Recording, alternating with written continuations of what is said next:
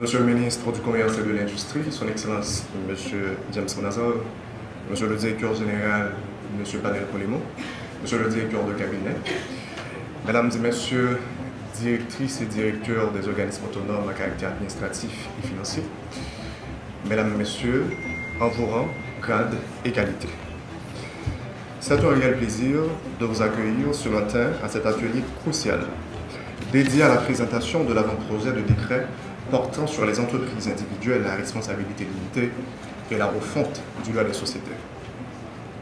Cet événement s'inscrit dans la continuité des efforts du ministre du Commerce actuel pour moderniser le cadre juridique des affaires en Haïti et surtout attirer l'investissement. Toutefois, il est important de se rappeler d'où nous venons.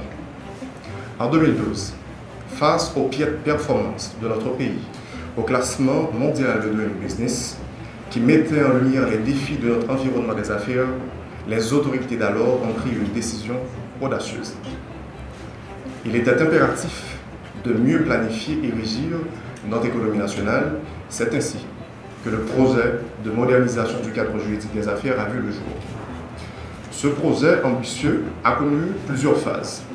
De 2012 à 2014, une commission présidentielle a jeté les bases, suivie par une coordination dédiée. Et après une période de 4 ans sans financement, on a relancé les activités entre 2017 et 2024. Durant cette seconde phase, un travail colossal a été accompli. De nouvelles lois ont été promulguées, d'autres révisées, des décrets adoptés, des traités et conventions analysés. Le ministère du Commerce a également mené des ateliers d'orientation, de formation et une vaste campagne de sensibilisation à travers le pays, couvrant la propriété industrielle et les procédures de création d'entreprises, tout cela dans le but de revigorer notre arsenal juridique. Les avancées et les défis persistants, et force est de constater qu'un travail considérable a été réalisé pour assainir l'atmosphère des affaires en Haïti. Cependant, nous devons être lucides. Le chemin à parcourir est encore long. Nos défis actuels incluent la continuité des activités de formation et de renforcement des directions centrales, la mise en place de nouvelles structures, la révision du code de commerce et des investissements, ainsi surtout la numérisation et le lancement du guichet unique du MCI. Un point crucial demeure, c'est notre cadre juridique, qui repose actuellement sur des dispositions que M. Gousse pourrait appeler un repoussoir, un défi. Cette fragmentation rend difficile en appréciation cohérente et harmonieuse des règles régissant la création et le fonctionnement des entreprises individuelles et des sociétés commerciales. Cette situation représente un frein majeur à l'entrepreneuriat et à l'investissement. Le retour d'une réforme en droit des affaires et surtout dans les sociétés est crucial pour attirer le commerce et l'investissement.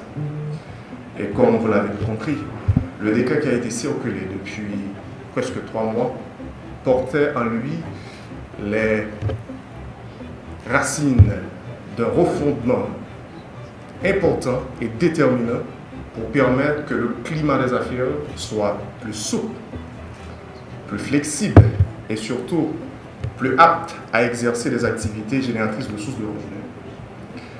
Nous sommes réunis ce matin pour discuter de cet avant-projet. Et votre participation active et vos contributions sont essentielles pour façonner un cadre juridique qui répondra véritablement aux besoins de notre économie et de nos entrepreneurs.